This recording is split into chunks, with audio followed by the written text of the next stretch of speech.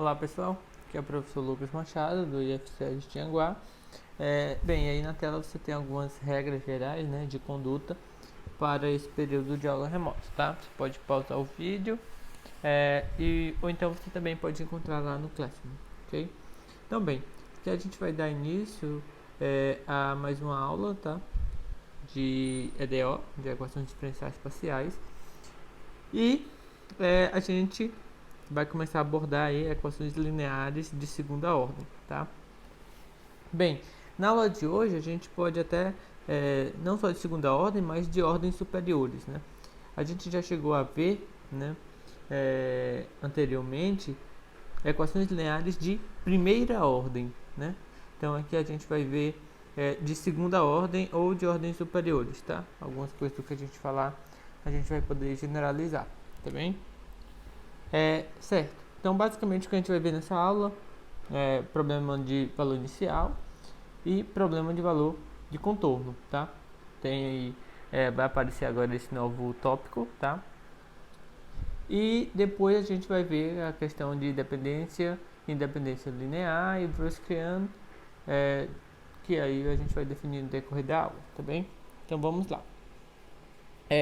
Então, aqui eu vou começar falar sobre o problema de valor inicial. A gente viu isso, né, quando a gente estava estudando equações de primeira ordem. Então, o que era? A gente tinha a nossa equação, tá, nossa equação diferencial, e aí, associado a isso, a gente ia impor uma condição, tá? Então, para um certo valor de x0, a gente queria que nossa solução tivesse um valor pré-determinado. Ou seja, a gente já tinha estabelecido essa condição aqui, tá? Que era y de x0 igual a um y0. E aí, tá? Aqui, agora, justamente por a gente ter mais derivadas, tá? Tá relacionado a isso, a gente vai precisar de novas condições a serem exigidas da nossa solução, tá? Então a gente vai pedir, além de conhecer a nossa solução num instante aí, x0, falar isso em tempo, a gente vai também conhecer sobre x0 a derivada, tá? Então a derivada da nossa solução, a gente também vai pedir que ela satisfaça uma condição, no caso aí é um y1, tá? Então, bem, e aí, de forma geral, se a gente tivesse um EDO de ordem n, tá? Uma equação diferencial linear de ordem n, então você iria precisar conhecer a função, a derivada, segunda derivada, terceira derivada, até a derivada de ordem n-1, ok? Então você ia precisar conhecer até a derivada aqui de ordem n-1 no x0 igual a um certo y n-1, tá bom? Então, observe, então você iria precisar, se a equação é linear de primeira ordem, você conhece uma informação, né? Se ela é de segunda ordem, então você conhece duas condições, que é ela e a derivada. Se ela fosse de terceira ordem, você iria pedir a função, a derivada e a segunda derivada, tá? Então, isso daí, né, é justamente o que você vai estar chamando de problema de valor inicial. Então, aqui já incrementa o que a gente já tinha visto, tá? Na nossa primeira parte, quando a gente estudava só de primeira ordem, ok? Então, bem, e aí, nessa situação, né, de equação linear, a gente tem o seguinte: uma solução para um problema de valor inicial, né, ela é uma solução que satisfaz a equação diferencial no intervalo i, tá, cujo gráfico passa pelo ponto x0, y0 e a inclinação seja igual a y1. Então, bem, você tem aqui, né? Então, o que tem de diferente em relação ao que a gente conhecia antes de uma solução de problema de um PVI, de um problema de valor inicial?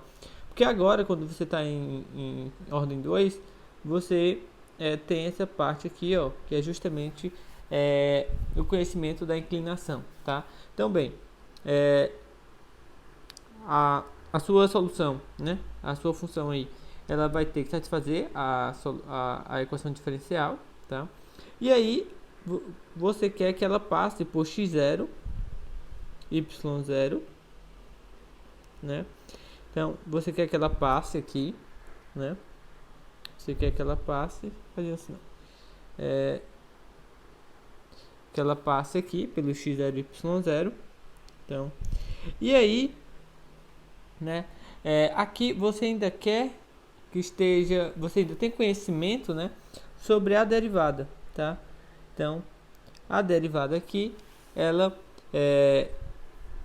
o ângulo, né, que é a, a derivada, a interpretação dela é a inclinação, né? Então, você ainda tem conhecimento sobre esse ângulozinho aqui, sobre a inclinação, tá? Porque aí a sua inclinação está relacionada com a sua derivada, né? Ok? Então, bem, é isso. Então, além de conhecer o ponto, né, você sabe que a sua solução vai passar pelo ponto e você sabe como ela passa, né? Você sabe a inclinação com que ela está passando ali naquele ponto, certo? Então, é isso daqui, ok? É a nossa interpretação. Então, você quer que a solução passe no ponto e você ainda sabe como ela passa, tá?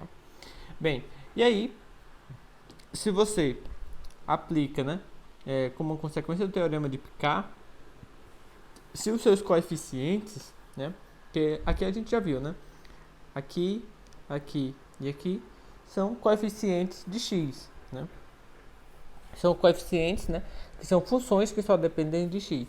Então, se esses seus coeficientes eles são todos contínuos num certo intervalo i, né, e além disso você pedir, né, que o coeficiente aqui da segunda derivada ele seja diferente de zero para qualquer ponto desse intervalo, então você tem que existe uma única solução para o seu problema de valor inicial.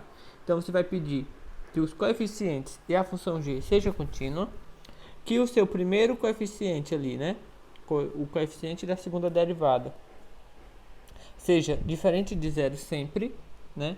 Então você vai conseguir garantir que se a sua condição é dada sobre um ponto desse intervalo, né, que é o x0, então existe uma única solução para o seu problema de valor inicial nesse intervalo aí, tá? Então isso é consequência do teorema de Picard, ok? Então a gente tem aí um teorema, um resultado de existência e unicidade para a nossa solução, ok? Bem, então aqui nesse primeiro exemplo, vamos observar, a gente tem o que? A gente tem aqui que essa função, que é a função y igual a 3x ao quadrado mais exponencial de menos 2x menos 3x, ela é a solução para esse problema. Então o que, é que a gente vai verificar? Bem, primeira coisa a gente tem que verificar que ela satisfaz a equação, tá bom? Então bem, vamos olhar ali. Então a gente vai precisar da segunda derivada, então primeiro a gente calcula a primeira derivada, vai ficar 6x menos 2 exponencial de menos 2x menos 3, tá? E aí, quando a gente calcular a segunda vez, então vai ficar 6, né?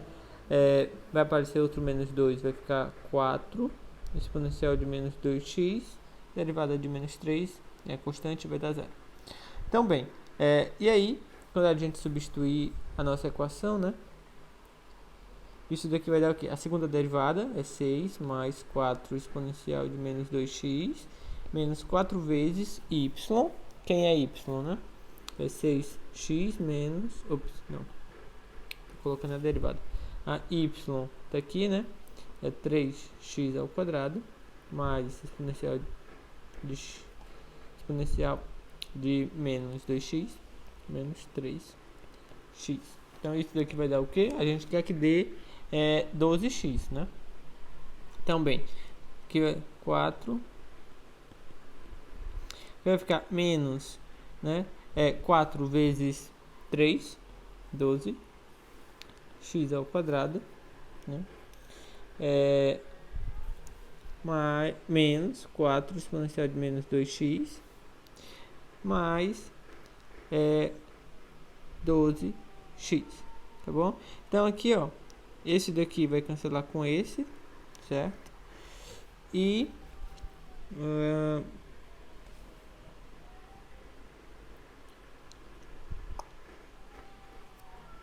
tá, copiei errado a questão.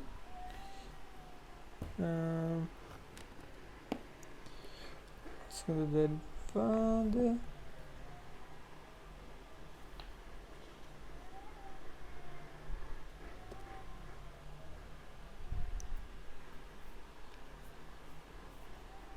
Ah, tá. É porque eu copiei errado. Isso daqui é 3 exponencial de x ao quadrado. Tá? Ah, certo. Foi porque foi erro aí de digitação. Tá bem? Então vamos só refazer bem aqui. Certo? Aqui vai dar diferente. Então vamos refazer aqui. Então aqui na hora de derivar também vai dar 6.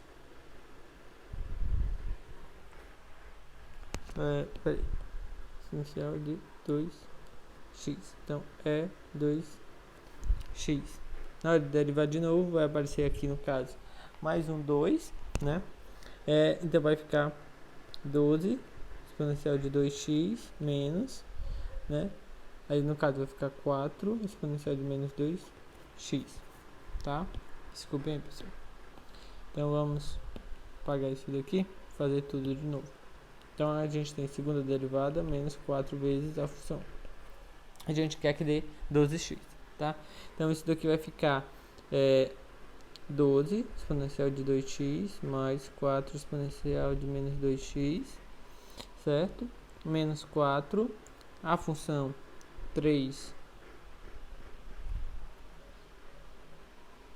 mais exponencial de menos 2x menos 3x.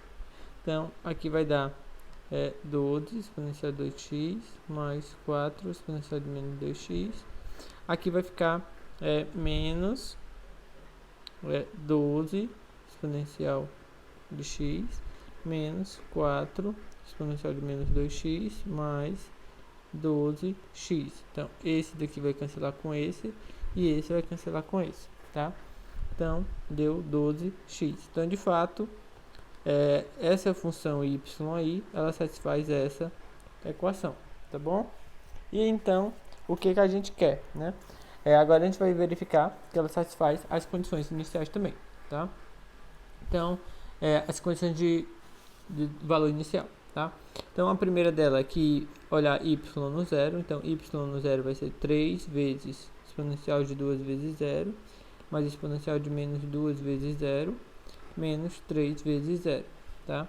Então isso daqui vai dar 1, né? Isso daqui também vai dar 1, então vai ficar 3 vezes 1 mais 1 menos, aqui isso vai dar 0, então aqui vai dar 4 e bate o resultado. E aí quem é a y' no zero, tá? Então a gente vai olhar aqui para a nossa função y'. Avaliar no zero, 0 vezes exponencial de menos 2 vezes exponencial de menos 2 vezes 0, menos 3. Então isso daqui dá 1, isso daqui também dá 1, então no final das contas vai dar 6, menos 2, menos 3, que dá 1, tá? Então também satisfaz essa condição, ok? Então satisfaz a equação diferencial, satisfaz as duas condições de valor inicial. Então, de fato, essa função aí, ela é solução do problema de valor inicial, PVI, ok? Bem, aqui, tá? Vamos olhar para essa solução agora. A gente tem aqui y, tá? Y vai ser igual a cx ao quadrado mais x mais 3. Então, isso daqui, essa solução, ela está dependendo de c, tá? Depende de um parâmetro c, ok? E aí, a gente vai olhar o seguinte, que, dependente de quem seja c, essa função aí, ela é solução para esse PVI aqui, tá?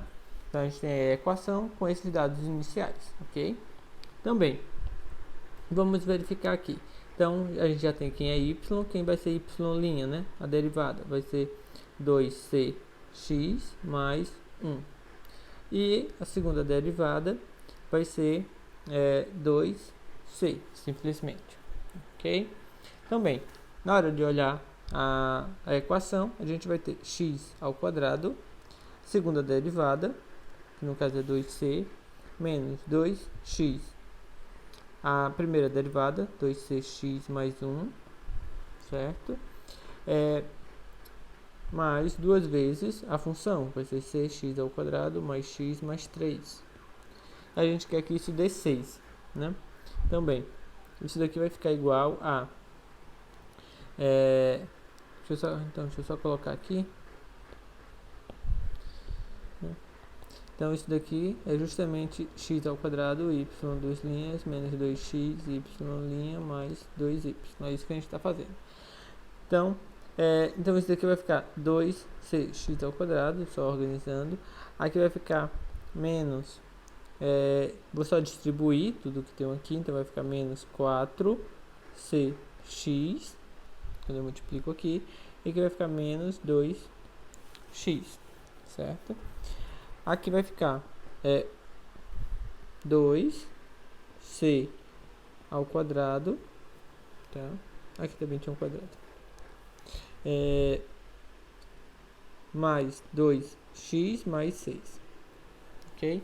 Então, bem, o que é que a gente tem, né? Então, este é 2c ao quadrado, com 2c ao quadrado dá 4c ao quadrado, que cancela com esse daqui, tá? Esse daqui com esse cancela, então o resultado dá apenas 6. Então, de fato, a gente tem que essa família, né, na verdade, essa função aí y satisfaz a equação diferencial, a equação. Então, vamos olhar agora as condições, tá? Então, as condições é o que? Y de 0, a gente quer que dê 3. Então, a gente vai ficar com c vezes 0 ao quadrado, mais 0, mais 3, que isso dá 3. Então, isso daqui também está ok. Então, y, a derivada no 0. Então, a gente vai olhar aqui para a nossa expressão da derivada. Aplica no 0, vai ficar 2c 0 mais 1. Então, isso dá 1. Então, esse daqui também está ok. Então, essa família, né? Então, você observa aqui, ó, y igual a cx ao quadrado mais x mais 3, ela é solução, tá? Só que o seguinte, né? Esse c aqui é um número que pode ser escolhido, é qualquer número, na verdade, tá? Ele ainda pode ser escolhido, não tem nenhuma restrição sobre ele. Se eu pego c igual a 1, eu tenho uma resposta. Se pego c igual a menos 1, também dá uma resposta. Se pego c igual a 0, também dá uma resposta. Então, nesse caso aí, para cada valor de c, obtemos uma solução, tá? Ok? A gente tem isso daí. Mas bem, se eu voltar bem aqui, aí vocês podem se perguntar, professor, mas aqui você não disse que a solução existe e é única, tá bem aqui? Existe e é única, de fato. Mas vamos ver o que se pede, né? Ó, pede que todos os coeficientes, né? E a nossa função do lado direito seja contínua, tá? E vai pedir que o coeficiente ali da segunda derivada nunca se anule, ok? No intervalo i, tá? E esse é o intervalo onde que ele contém a sua condição inicial, né? Onde está dada a condição inicial. Bem, então nesse caso, os seus coeficientes ali, A2 de x é x ao quadrado, o A1 o A1 de x, né? É o menos 2x, o A0 de x é só 2, e a g de x é igual a 6, tá? Então, todos aqui são contínuos, tá? Todos são contínuos, então, ok, são contínuos.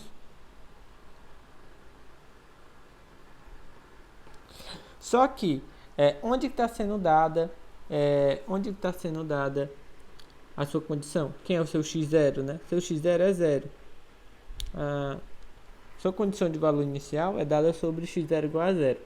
Bem, você consegue um intervalo aí onde a sua função A2 não se anule? Não, né? Porque justamente a sua função A2 ela se anula no x0 igual a 0. Então, ela é nula no x0 igual a 0. Então, é por isso que você perde a unicidade, tá bom? Então para cada valor de C, você obtém uma solução. Então, existem infinitas soluções, né?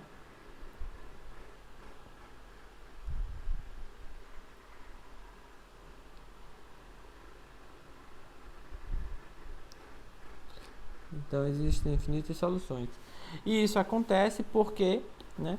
Isso acontece porque a x2, que no caso é esse coeficiente aqui, que é o coeficiente da segunda derivada, ele está se anulando, né? Ele se anula justamente onde é dada a condição inicial, tá? Então, esse exemplo é importante só para reforçar, né, que aquela condição lá do A2 ter que ser diferente de zero, tá? Ela é importante.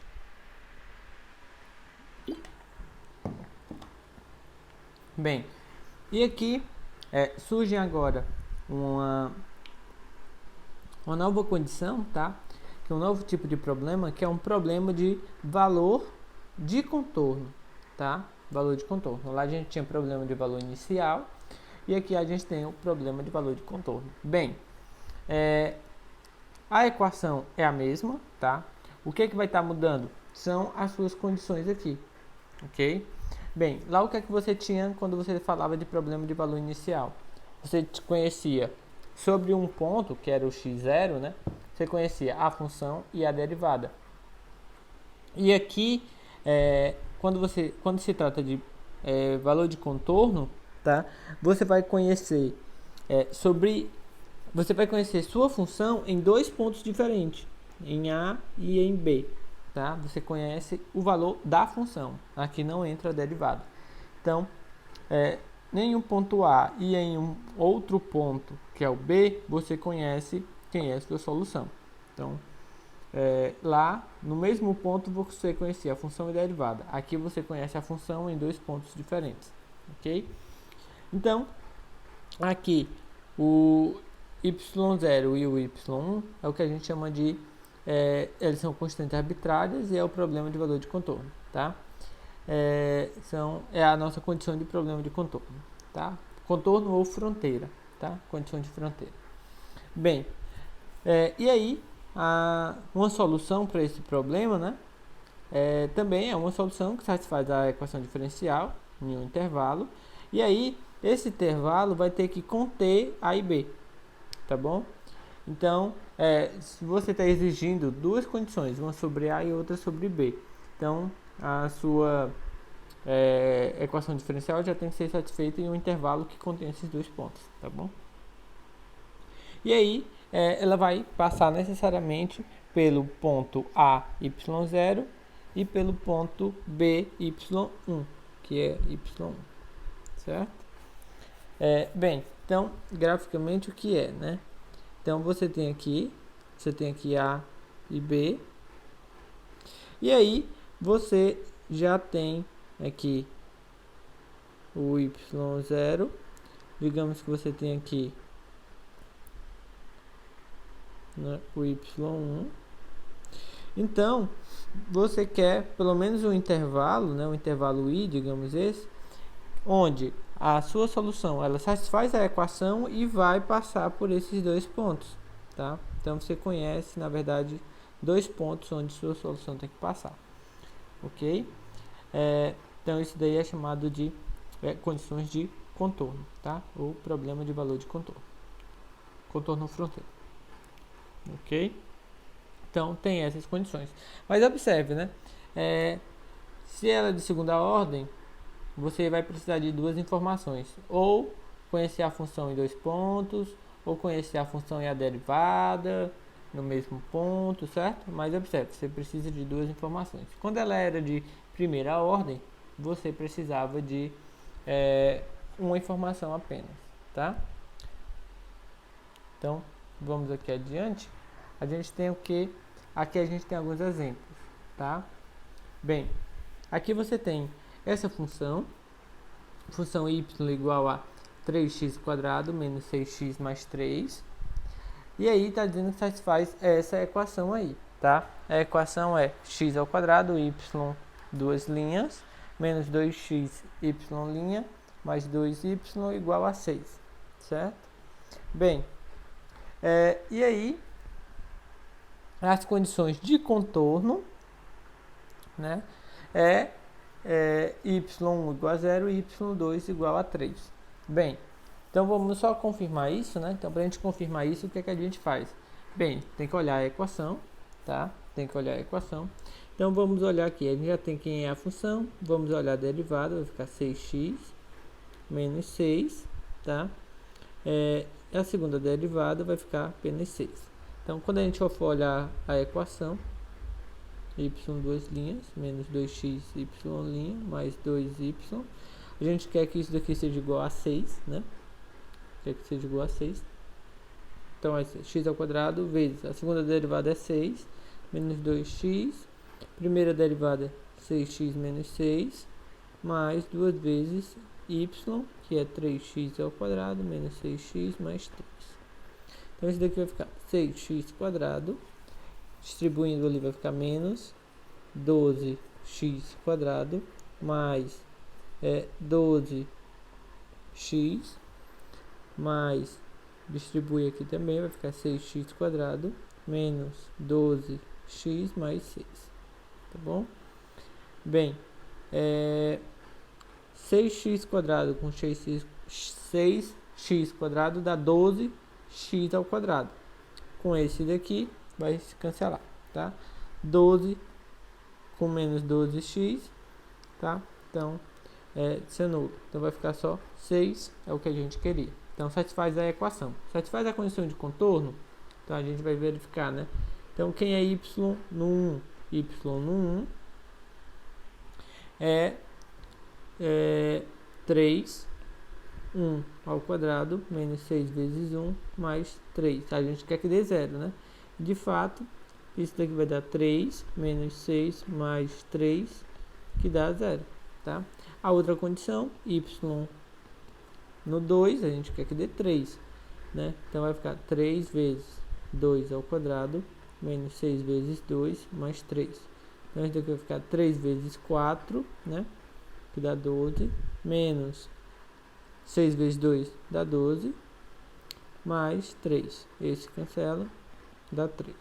Então, de fato, satisfaz as condições de contorno também, tá bom? Então, satisfaz a nossa equação e satisfaz as condições de fronteira ou contorno. Então, y dessa forma aqui é a solução do problema de valor de contorno, tá? Bem, aqui a gente tem uma família com dois parâmetros. Os parâmetros são C1 e C2, tá bom? Então, já adiantando, o que a gente vai querer com esse exemplo, tá? Seguinte, vou tentar verificar o seguinte. Quando a gente tinha um problema de valor inicial, a gente tinha um teorema desse jeito, tá? Então, se os coeficientes fossem bons, né, a gente tinha existência e unicidade. Então, será que a gente consegue existência e unicidade também para o problema de valores de contorno, né? Problema de valor inicial a gente tem. Será que tem para problemas de valores de contorno? Bem, vamos ver aqui com esse exemplo. Nesse exemplo aqui, ó, a nossa equação, os coeficientes são bons, tá? Ele pelo menos satisfaz aquelas condições que foram dadas lá. Por quê? Né? Quem seria A2 aqui, né? Aquele A2 de x? É o coeficiente que acompanha a segunda derivada. Nesse caso é constante igual a 1, não ser nula. Todos os coeficientes são constantes aí. Então, os nossos coeficientes são bons. Vamos analisar o que acontece quando a gente vai verificar essas condições de contorno, essa e essa, tá? Bem, primeiro vamos verificar que y dessa forma aí é solução do problema, tá? Então, bem, então y' vai ser igual a 4c1 derivada do cosseno, né? Vai ficar menos seno de 4x. Aqui vai ficar mais 4c2 derivada vai dar cosseno, derivada do seno é cosseno. E aqui na segunda derivada, né, vai aparecer outro 4, então vai ficar 16c1 derivada do seno cosseno.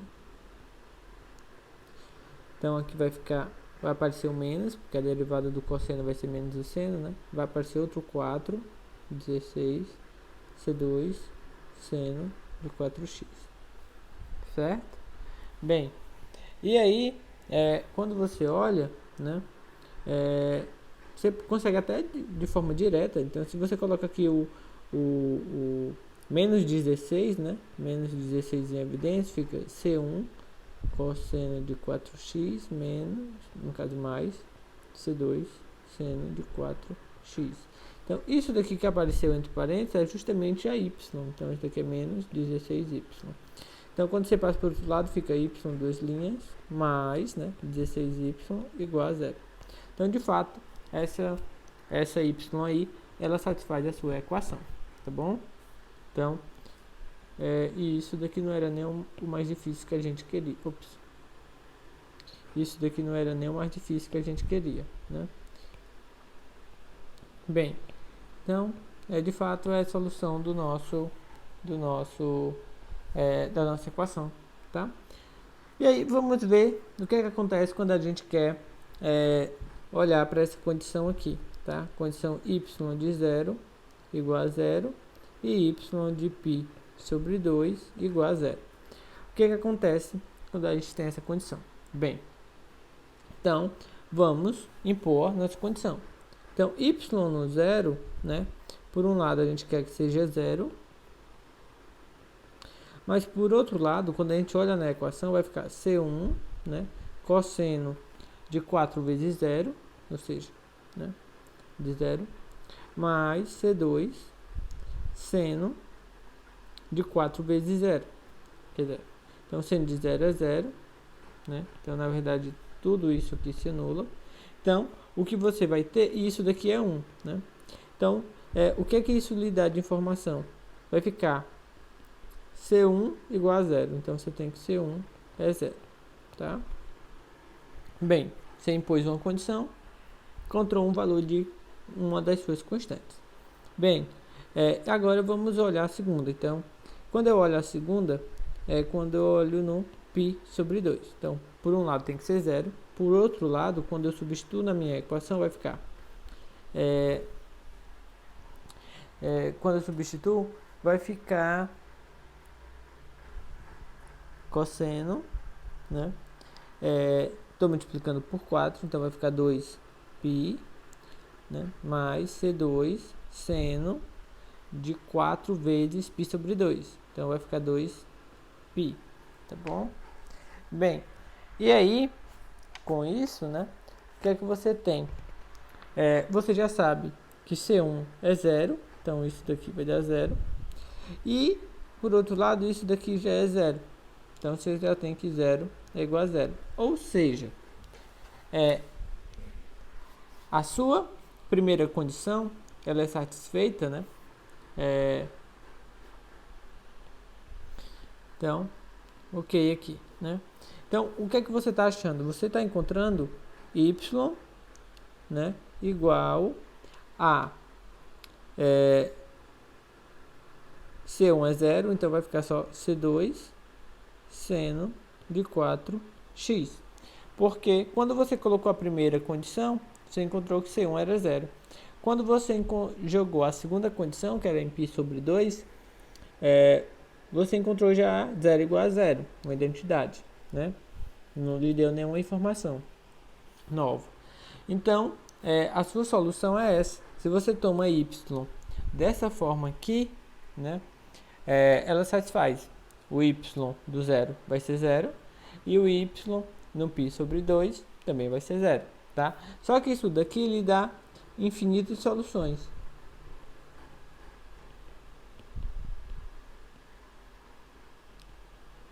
Por que você tem infinitas soluções? Porque para cada valor de C2 que você escolher, você tem uma solução. Se você escolher C para C1, é uma solução. Se você escolher C para C10, é uma solução. Se você escolher C para C0, também é uma solução. Entende? E todas satisfazem a sua equação e todas satisfazem as condições de contorno em questão, que são essas daqui, tá? Bem, então a gente viu que mesmo com coeficientes bons, que aí a gente só tem coeficientes bons, você não tem, você não consegue garantir que existe apenas uma solução. Você não consegue garantir unicidade, tá? Vamos analisar esse outro par aqui de condição, que é y de 0 igual a 0 e y de π sobre 2 igual a 1, tá? Então, bem, a análise do y de 0 igual a 0 a gente até já fez, né? Quando você utilizar isso daqui, vai lhe dar C1 igual a 0, que é só você repetir isso daqui, tá? É a mesma conta. Então, quando você faz isso, a sua solução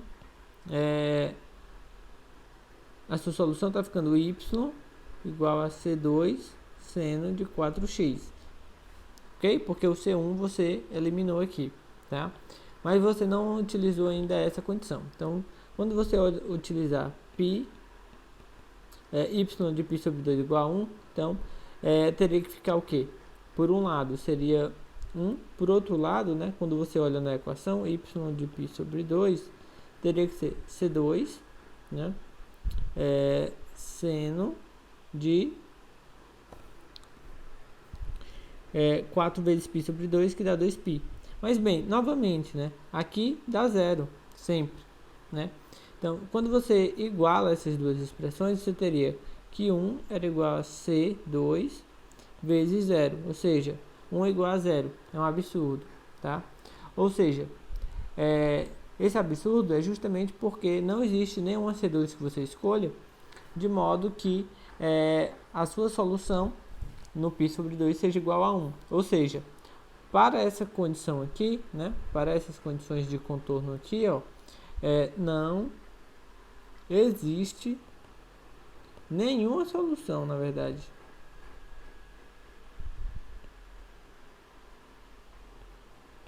Então veja como esse caso é diferente de um problema de valor inicial. No problema de valor inicial, quando você tem bons coeficientes, você consegue garantir que existe e que é único, tá? Já aqui no problema de valor de contorno, mesmo com bons coeficientes, pode existir casos, né, onde existam infinitas soluções, e pode existir casos onde você não consegue garantir a existência de nenhuma solução, tá bem? Então, queria destacar essa diferença aí teórica entre as duas situações, tá? Bem, e aqui, dada essa introdução, analisando esses dois problemas, tá? Então, problema de valor inicial e problema de contorno, uma breve introdução. E aqui a gente vai começar a preparar um pouco de teoria para o que vem adiante, tá? Bem, então aqui quando eu falar de dependência e independência linear, na verdade é o mesmo sentido que foi visto, eu acho que não deve ser novidade para ninguém, foi visto em álgebra linear, na disciplina de álgebra linear, estuda-se lá espaços vetoriais, né? E aí, em um certo momento, verifica-se se dados vetores são LIs ou LDs, tá? Ou seja, se são linearmente independentes ou linearmente dependente ou linearmente independente, que a gente chama de LI e LD, tá bom? Bem, e aí, com isso, né, o que acontece? A gente vai verificar agora essa mesma noção, só que para uma classe especial de vetores, que são justamente funções, tá? Então, a gente pode ver função como vetor. E aí, o que a gente vai ter, né? Então, a gente vai estar trabalhando com uma certa quantidade aqui de funções. Então, digamos que a gente tenha n funções. Então, f1, f2, fn. A gente vai dizer que elas são linearmente, tá, dependentes, ou também a gente pode chamar de LD, tá? Elas são LDs em um certo intervalo, em um intervalo I, não tem isso daqui, em um intervalo I, se existirem constantes, né? C1, C2, C3, não nulas, todas não nulas, não todas nulas, na verdade, né? Eu quero que pelo menos alguma seja diferente de zero, na verdade é isso que eu quero dizer, tais que eu consigo aqui escrever uma combinação linear igual a zero, tá bom? Então, isso daqui para todo x no seu intervalo. Ou seja, eu tenho aqui n funções, se existir constantes, né, tais que eu vou conseguir escrever ali como uma combinação linear igual a zero, onde algum desses coeficientes são diferentes de zero, né, então eles são LDs, tá? Ou linearmente dependentes. LD é porque é para abreviar, tá bom? Bem, ou seja, pelo menos algum desses coeficientes aqui tem que ser diferente de zero, tá? Então a gente diz isso daí, tá bem? E aí, quando eles não forem linearmente dependentes, a gente diz que eles são linearmente independentes, tá? Então é só a definição contrária. De outro modo, né? É como se você escrevesse aqui, né? Se você tivesse uma soma daquela forma, tá? Se para ser igual a zero, a única solução é se todos eles fossem iguais a zero, né? Vou botar até assim: C1, C2, Cn, tudo igual a zero, tá? Então, em outras palavras seria isso, e a gente chama de LI, tá? LD é quando eu consigo essa combinação linear igual a zero com algum dos coeficientes ali, alguma dessas constantes diferente de zero. E LI é quando todos os coeficientes têm que ser igual a zero, tá bom? Então seria isso. Bem, aqui por exemplo, então vamos lá. Aqui eu tenho uma função f1, que é seno de 2x, e tenho uma função f2, que é seno de x vezes cosseno de x. Elas são linearmente dependentes no intervalo menos infinito mais infinito. Bem, como que a gente vai verificar isso? Então, a gente pode, a gente vai olhar simplesmente a definição, tá bom? Bem, eu vou pegar e vou olhar assim, C1 F1 de x mais C2 F2 de x igual a zero, tá bom? Vou olhar isso daqui. Então, quando eu tenho isso daí, né, você pode pegar, vou olhar aqui a função, tá? Na verdade, eu poderia até observar da seguinte maneira: a sua função f2 ela é seno de x, não, olhar f2 não, olhar f1, que acho que é mais direto. F1 de x ela é o seno de 2x, tá? Então isso daqui o que é, né? Tem uma propriedadezinha do arco duplo, né? Que o seno de 2x é 2 vezes o seno vezes o cosseno, tá? Então, bem, com isso, né?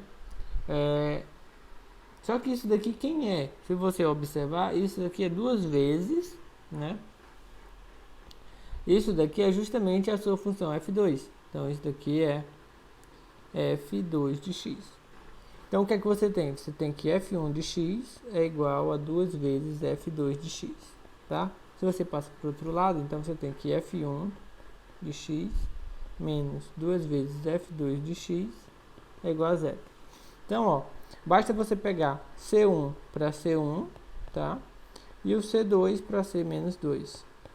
Então, você escreveu uma combinação linear de F1 e de F2, tá? Dessa forma aqui, ó. De tal modo que esses coeficientes não são zeros, tá? Então, C1 é 1, C2 é menos 2, eles não são nulos, tá bom? E aí, eu tenho isso daqui, tá?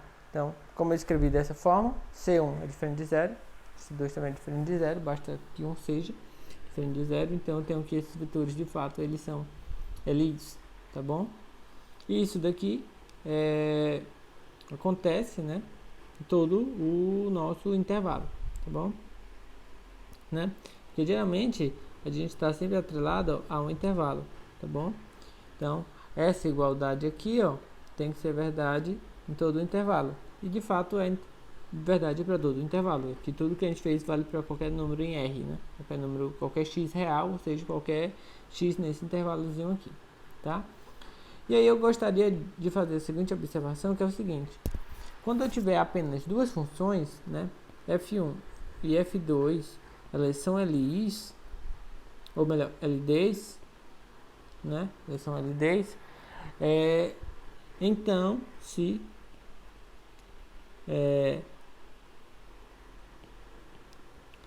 só se são múltiplas, tá bom? Daqui é uma observação interessante. Então, quando você tratar apenas de duas funções, elas são LIs só se elas forem múltiplas. Então, se elas são múltiplas, são LIs, não, gente, perdão, LD. Então, quando você trata de duas funções, F1 e F2, então elas vão ser LDs, se elas são múltiplas, tá? Então, se ela é múltipla, ela é LD, se ela é LD, ela é múltipla, tá bom? Então, como a gente viu aqui, né, ó, uma é múltipla da outra. Então, no caso, F1 era duas vezes F2, elas eram múltiplas, tá certo? Então, isso daqui é uma caracterização quando a gente tem duas funções, tá? Bem, vamos olhar aqui essas outras funções. Aqui a gente tem o exemplo 6, a gente tem f1 de x igual a x e f2 de x igual ao módulo de x. E aqui diz que elas são linearmente independentes.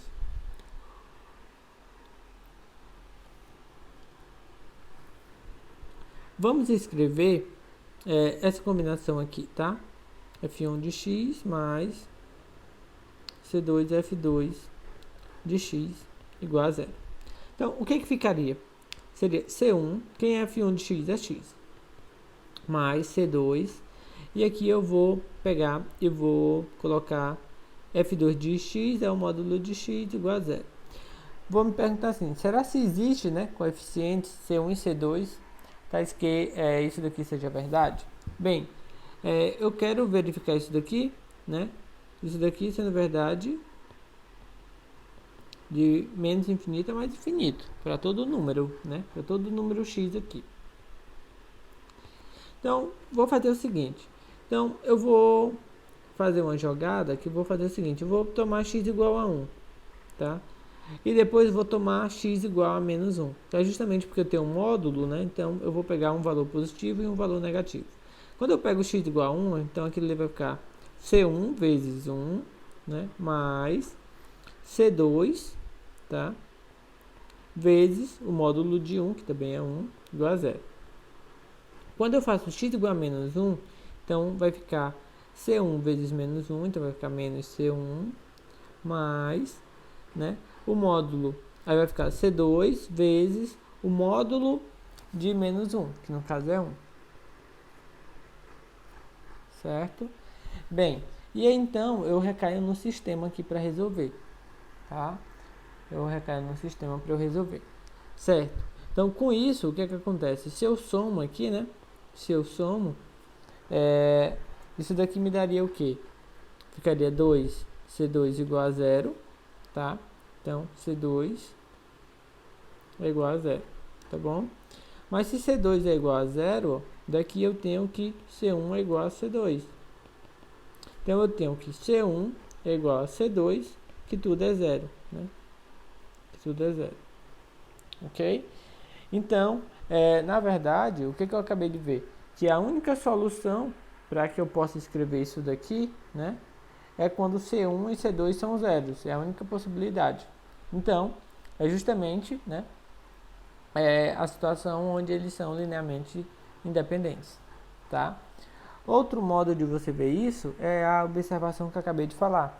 Se eles fossem, por acaso, LDs, eles seriam múltiplos, tá? Eles seriam múltiplos. Será que acontece, né? Do módulo de x ser igual a um múltiplo, aqui, alfa vezes x, né? Você vê que isso não acontece, tá? Novamente, se fossem LDs, né, existiria alfa, tá ok, isso daqui iria acontecer. Mas quando você toma um valor positivo e um negativo, tá, você veria que não poderia. Por exemplo, se você tomasse x igual a 1, né, então isso daqui ficaria módulo de 1 igual a alfa vezes 1, ou seja, ficaria 1 igual a 1. Ou seja, seu alfa era 1. Então, seu suposto alfa era 1. Mas a partir do momento que você testasse por um valor negativo, né, ficaria assim, módulo de menos 1. O seu alfa você descobriu que era 1, né, vezes x, que você está tomando como sendo menos 1. Então, aqui ficaria módulo de menos 1 é 1. Aqui ficaria 1 vezes menos 1, que dá um absurdo. Ou seja, então é porque sua suposição é falsa. Você supôs que ele era um LD, isso é falso, tá? E outro modo de você ver que eles não são múltiplos, tá? É na hora que você tenta fazer o gráfico. Então, por exemplo, o gráfico da função x, né? Peraí, deixa eu...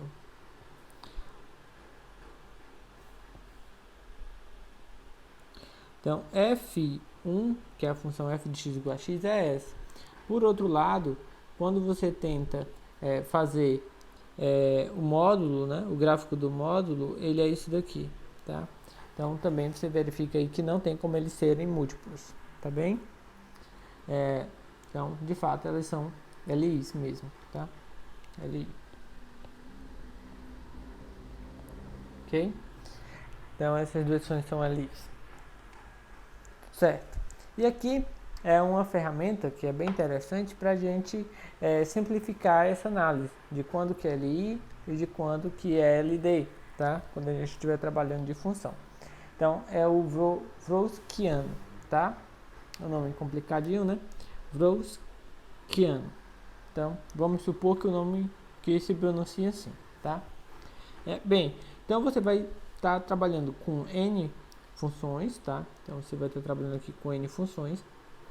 E aí, você vai considerar que elas têm pelo menos N menos 1 derivadas, tá? E aí, o que é que você vai fazer? Você vai olhar para o determinante, tá? Você vai olhar para o determinante aqui. Então, esse Wronskiano vai ser um determinante. Então, é o determinante de quê? Bem, na sua primeira linha, você vai colocar as suas funções. F1, F2, F3, F4, tá? Até Fn. Na segunda linha, tá? Aqui, ó, são as funções. Aqui, derivada de ordem 1 e assim sucessivamente. Aí depois viria quem? Derivada de ordem 2. Isso daqui até, né, derivada de ordem n-1. Então, por exemplo, se você tem duas funções, então você vai até a derivada 2 menos 1, que é 1. Então, iria a função e a derivada. Se você tivesse 5 funções, então você iria colocar a função, primeira derivada, segunda derivada, terceira derivada e quarta derivada, tá? Até n menos 1. Bem, então, só você organizar dessa forma. Então, você coloca função, depois primeira derivada, segunda derivada, você vai assim até n menos 1, tá?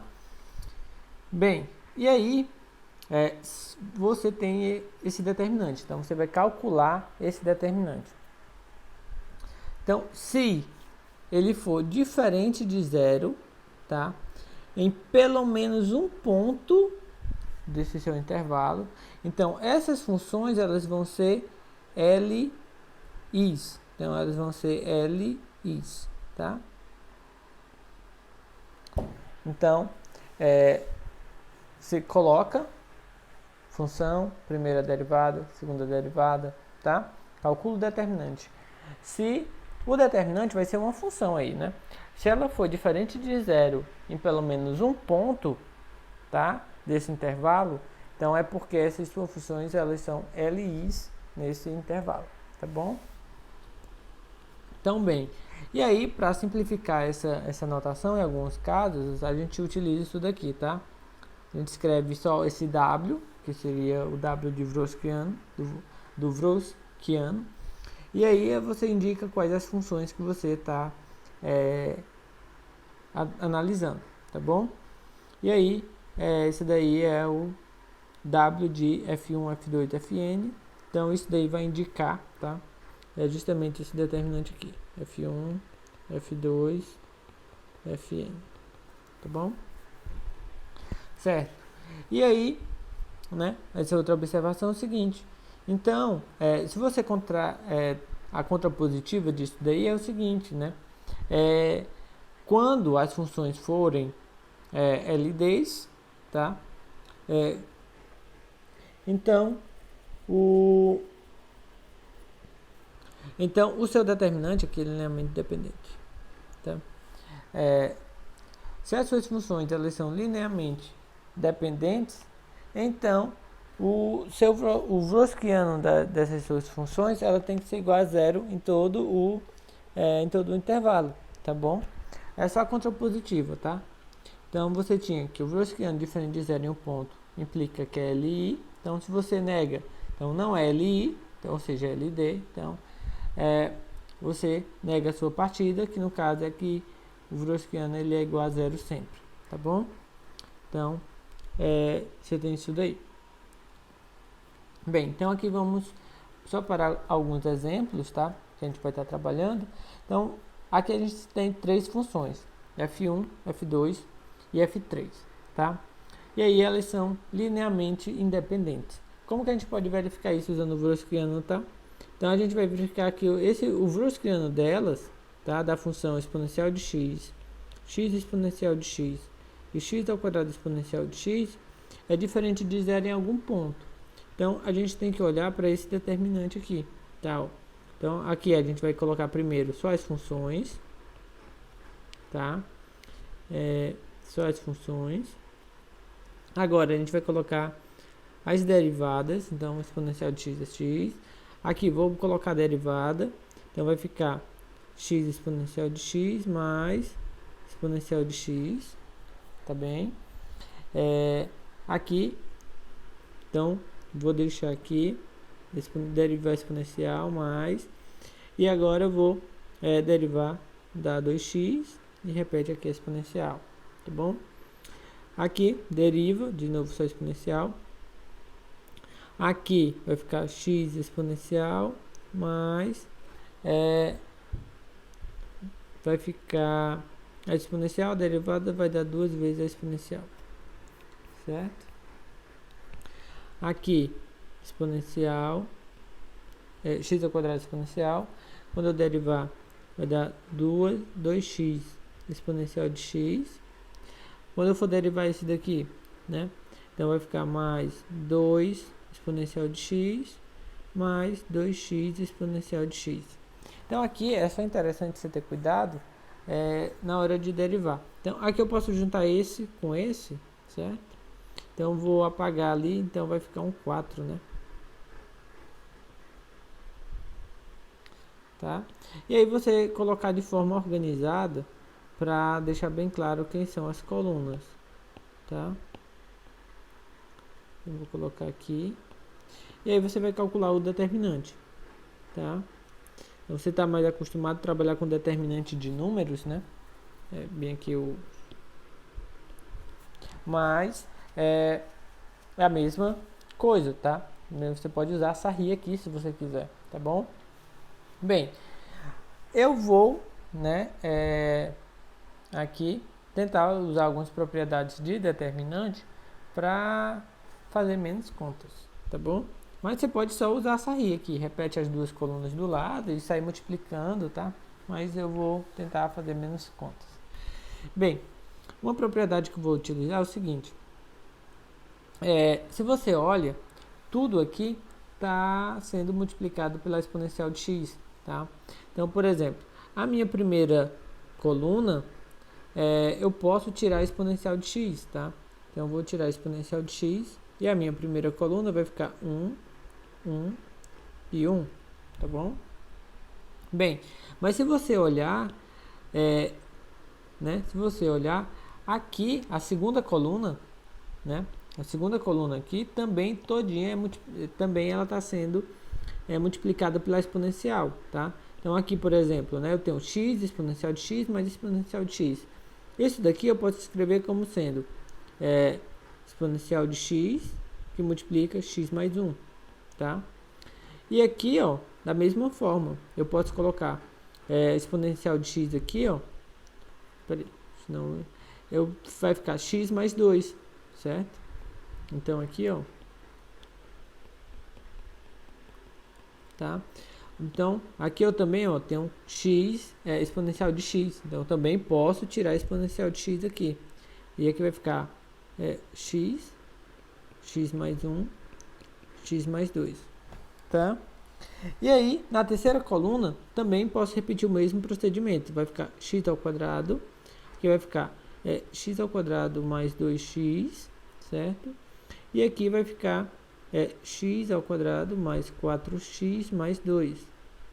E aí eu vou tirar mais um exponencial de x, né? Tiro um de cada coluna aqui. Então, eu vou até botar assim. Certo? Bem, e aí, aqui eu posso escrever agora a exponencial de 3x, tá bom? Bem, uma outra propriedade que a gente pode utilizar, tá? É que quando eu subtraio uma linha de outra, não altera o determinante, tá bom? Então, ó, eu vou pegar essa linha aqui e vou subtrair nessa, tá? Então, bem, a primeira, ela não se altera, né? Mas agora, a minha segunda linha, eu vou pegar a minha segunda linha menos a primeira.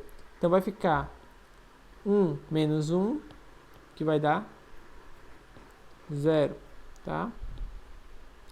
X mais 1 menos x, então vai dar 1, ok?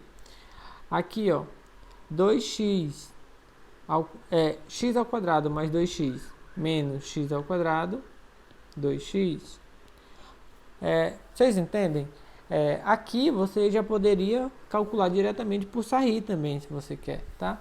Mas eu quero usar algumas propriedades que me permitam fazer o menor número de contas possível, tá bom? Bem,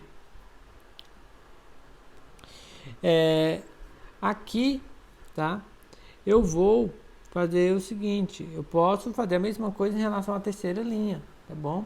Em relação à terceira linha. Eu vou pegar a terceira linha, certo? Menos a minha segunda, tá bom? Então vai ficar 0 menos 0, certo? Que vai ficar, 1 menos 1, que vai dar 0. Aqui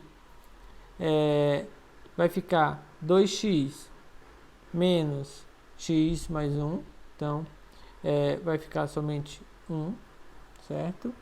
E aqui vai ficar x ao quadrado mais 4x menos 2, menos x ao quadrado e com 2x, né?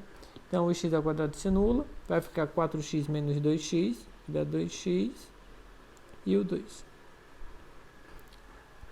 Muito bem. Agora aqui eu tenho um determinante e basta eu desenvolver Laplace por essa por essa primeira coluna. Então, isso daqui vai ficar 3x. Quando eu desenvolver, isso vai recair só no determinante, que é 2x, 2x mais 2. tá?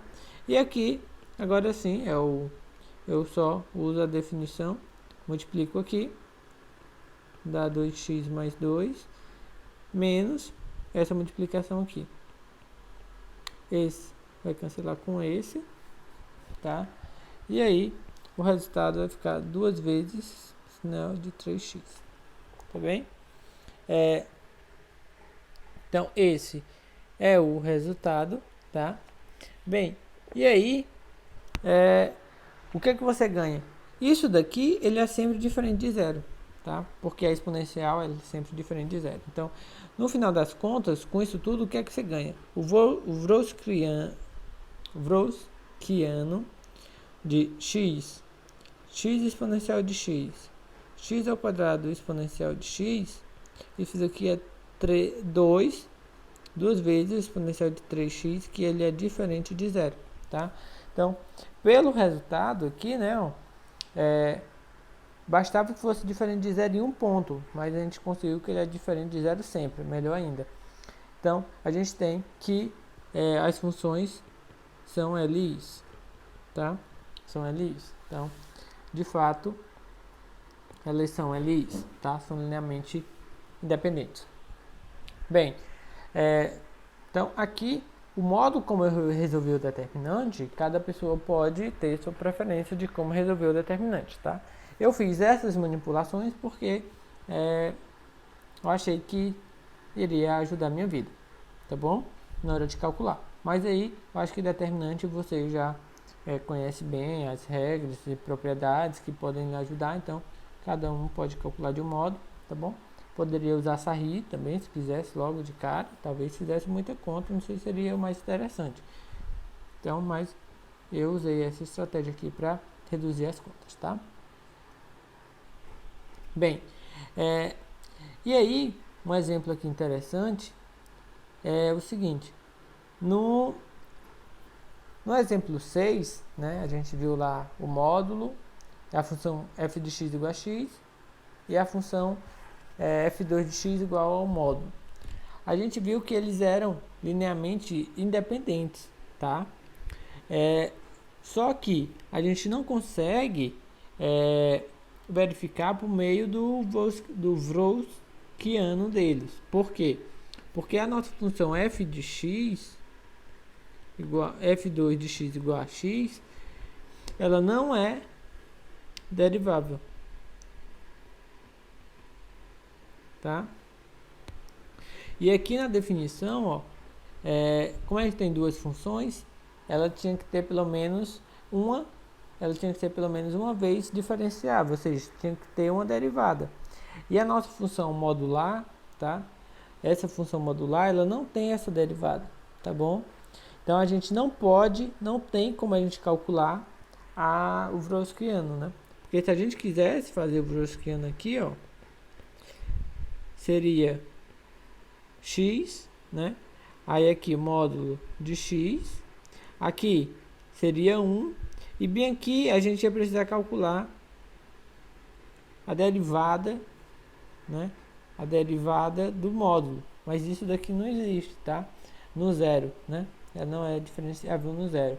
E a gente está analisando toda a reta, então tem que passar pelo zero, né? Então não tem como a gente fazer isso daí, tá? Também.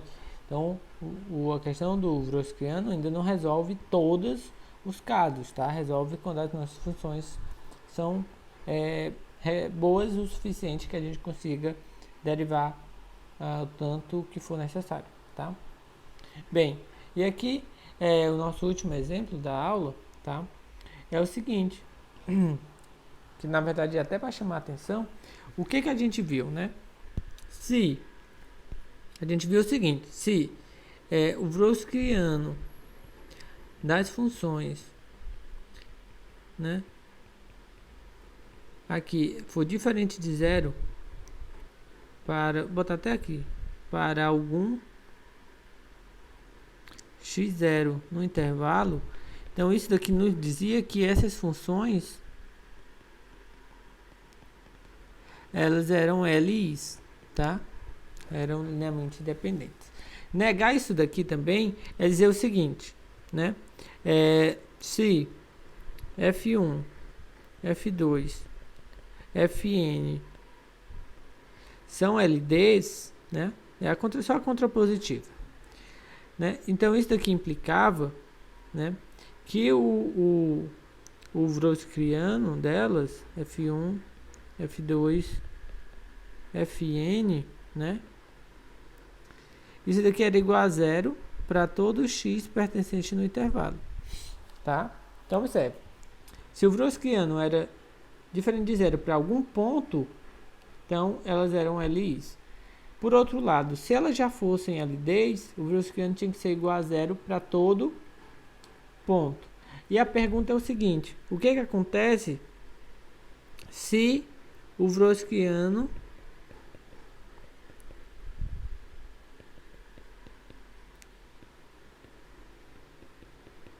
é igual a zero para todo x no intervalo? Será que isso aqui implica, né, que as minhas funções são LDs, né? Isso é uma pergunta. Será que isso é LD? E a resposta está aqui, tá?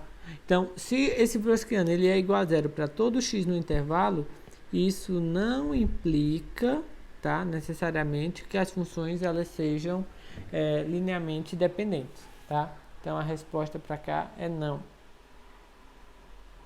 Ok? A resposta é não. E aí, um exemplo que você pode estar verificando é da função f1. Então, você pode estar verificando, pegando aqui f1 de x igual a x ao quadrado, f2 de x é igual a x módulo de x. Essas funções, elas são diferenciáveis, tá? Então, quem é o Wrothskiano delas? Então, vai ser de f1, f2, né? Vai ser o que? Vamos olhar. Bem, aqui vai ficar x2, x módulo de x, tá? A derivada dá 2x, e a derivada dessa função aqui, tá? Ela vai dar, como que eu posso escrever? Se o x fosse positivo, ela dava 2x, se o x é negativo, dá menos 2x. Então, eu vou botar assim, 2x módulo de x. Eu acho que dá exatamente... Não, dá 2 módulos de x, perdão.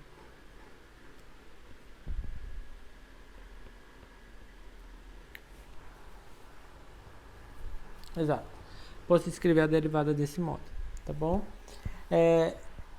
Então, quando você vai calcular aqui, é só de ordem 2 por 2, você pode só multiplicar esses por esses, né?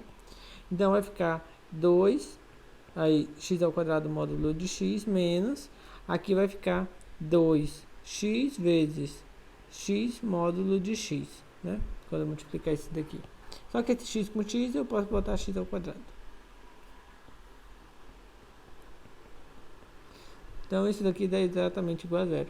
Então, o Wrothskiano deu zero, né? O Wrothskiano deu zero. Mas aí a gente vai verificar que essas funções, elas não são LDs, que na verdade elas são LIs, tá bom? Como que a gente pode verificar isso? Bem, vou fazer daquela forma. C1f de x mais C2 f2 de x igual a zero. E aí eu vou verificar que C1 e C2 tem que ser zero.